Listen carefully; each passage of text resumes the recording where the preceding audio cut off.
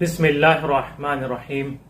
سوال کیا گیا ہے کہ جب ہم رکوع کرتے ہیں تو رکوع کرتے وقت ہماری نظریں کہاں ہونی چاہیے؟ چونکہ بعض افراد جو نگاہیں رکھتے ہیں، نظریں رکھتے ہیں، وہ سجدگاہ پر رکھتے ہیں، بعض نیچے رکھتے ہیں اور بعض کی نظریں دائیں بائیں گھومتی رہتی ہیں۔ تو جب ہم رکوع کرتے ہیں تو رکوع کے وقت ہماری نظریں کہاں ہونی چاہیے؟ مستحب ہے جب آپ رکوع کریں تو رکوع کرتے وقت آپ کی نظریں دونوں پیر کے درمیان میں رہیں، یہ مستحب ہے۔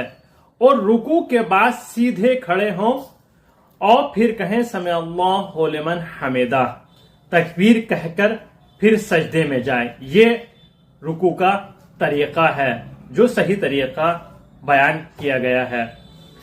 جاتے وقت مرد حضرات اپنی دونوں ہتھیلیوں کو زمین پر رکھیں گے اور خواتین اپنے دونوں گھٹنوں کو زمین پر رکھیں گے۔ یہ فرق ہے، جب مرد رکوع سے سجدے میں جائیں گے تو جاتے وقت دونوں ہتھیلیوں کو زمین پر رکھیں گے اور خواتین اپنے دونوں گھٹنوں کو زمین پر رکھیں گی۔ لیکن یہ مستحب ہے کہ جب آپ رکوع میں ہو تو دونوں آنکھوں کو دونوں پیروں کے درمیان میں آپ رکھیں گے اور اس سے نماز باطل نہیں ہوتی ہے۔